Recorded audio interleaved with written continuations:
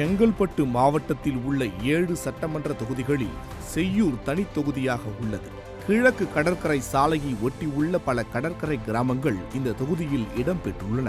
மேலும் ஆதிபராசக்தி கோயில், கடப்பாக்கத்தில் கிழக்கு கடற்கரை ஒட்டியுள்ள பழங்கால ஆலம்பரை கோட்டை, முதலியார் குப்பத்தில் உள்ள அரசின் படகு குழாம், கல்பாக்கம் அணுமின் நிலையம் உள்ளிட்ட முக்கியமான இடங்கள் காணப்படுகின்றன. செய்யூர் தொகுதியின் மொத்த வாக்காளர்கள் எண்ணிக்கை 2,26,679 என கணக்கிடப்பட்டுள்ளது. அதன்படி ஆண் வாக்காளர்கள் எண்ணிக்கை 1,11,654 பெண் வாக்காளர்கள் எண்ணிக்கை 1,14,993 மூன்றாம் பாலினத்தவர்கள் எண்ணிக்கை 32 காணப்படுகிறது. கடந்த 2011 சட்டமன்ற தேர்தலில் அதிமுக வேட்பாளர் VS ராஜி 78,307 வாக்குகள் பெற்று வெற்றி வாகை சூடினார். அவரை எதிர்த்து திமுக கூட்டணி சார்பில் போட்டியிட்ட விசிக வேட்பாளர் பார்வேந்தன் 51,723 வாக்குகள் பெற்று 26,584 வாக்குகள் வித்தியாசத்தில் தோல்வியடைந்தார். அதனையடுத்து நடைபெற்ற 2016 சட்டமன்ற தேர்தலில் திமுக வேட்பாளர் RT அரசு 63,446 வாக்குகள் பெற்று வெற்றி பெற்றார். அதிமுக வேட்பாளர் A முனுசாமி 63,142 வாக்குகள் பெற்று 304 வாக்குகள் வித்தியாசத்தில் 2வது இடத்தை பிடித்தார். இந்த நிலையில் வரும் சட்டமன்ற தேர்தலில் அதிமுக வெற்றி வேட்பாளராக முன்னாள் சட்டமன்ற உறுப்பினரும் கழக மகளிர் அணி இணை செயலாளருமான கனிதா சம்பத் களமிறக்கப்பட்டுள்ளார். அவரை எதிர்த்து திமுக கூட்டணியில் இடம்பெற்றுள்ள விசிக சார்பில் பனையூர் பாபு வேட்பாளராக நிறுத்தப்பட்டுள்ளார். மேலும் மக்கள் நீதி மய்யம் சார்பில் அன்பு தமிழ்சேகரன், நாம் தமிழர் சார்பில் ராஜேஷ் ஆகியோர் வேட்பாளர்களாக அறிவிக்கப்பட்டுள்ளனர்.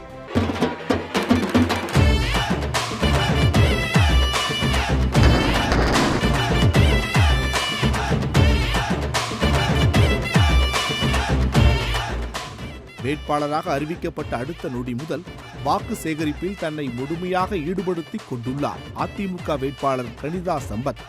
அந்த பரபரப்புக்கு இடையே அவர் நமது நியூஸ் ஜே தொலைக்காட்சியின் உங்கள் தொகுதி உங்கள் வேட்பாளர் நிகழ்ச்சிக்கு அளித்த சிறு பேட்டி இது. தமிழக முதலமைச்சர் அண்ணன் அவர்கள் மக்களுக்காக 4 ஆண்டு சிறப்பாக மக்களுக்காக செய்து கொண்டிருக்கிறார். அம்மா விட்டு சென்ற பணியை மீண்டும் மக்களுக்கு என்னென்ன தேவையோ அத்தனை திட்டங்களையும் மக்களுக்கு செய்து கொண்டிருக்கிறார். அம்மா தாய் 8 அடி என்றால் குட்டி 16 அடி பாயும் என்ற வகையில் மக்களுக்கு யோசித்து பாமர மக்கள் எதை செய்தால் அவர்களுக்கு பயனாக இருக்கும் என்பதை அறிந்து அந்த மக்களுக்கு செய்து கொடுத்திருக்கிறார். அதே நேரத்தில் விவசாய மக்களை பார்த்திங்கன்னா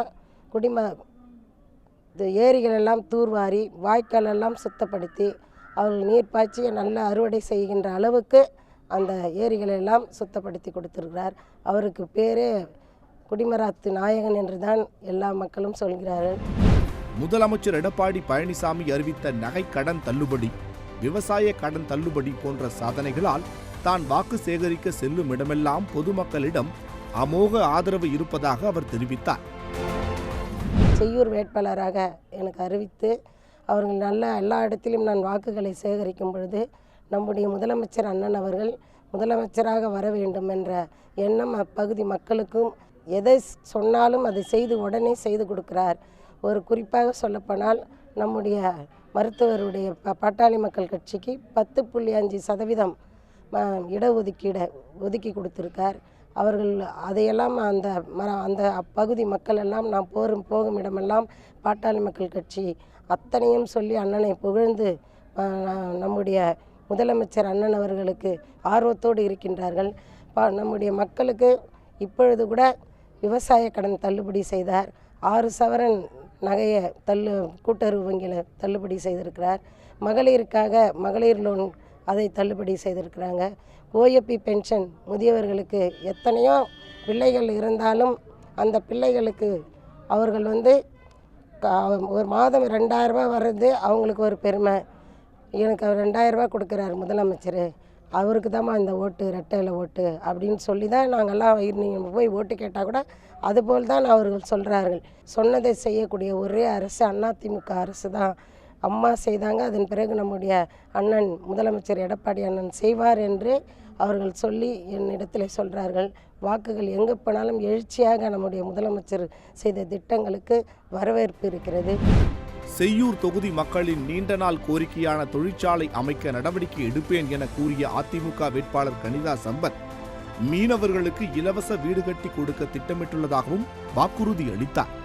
அந்த மக்கள் கோரிக்கை வச்சிருது, தொழிற்சாலை வேணும்னு கேட்குறாங்க. கிராமத்துங்கெல்லாம் பார்த்திங்கன்னா நம்ம படிக்கலைன்னா கூட நம்ம பிள்ளைங்க படிச்சிருக்குது, அவங்களுக்கு வேலை வாய்ப்பு இல்லை. அண்ணன் ஒரு குடும்பத்துக்கு ஒரு அரசாங்க ஒரு வேலை வாய்ப்பை ஏற்படுத்தி கொடுக்குறேன்னு சொல்லியிருக்காரு.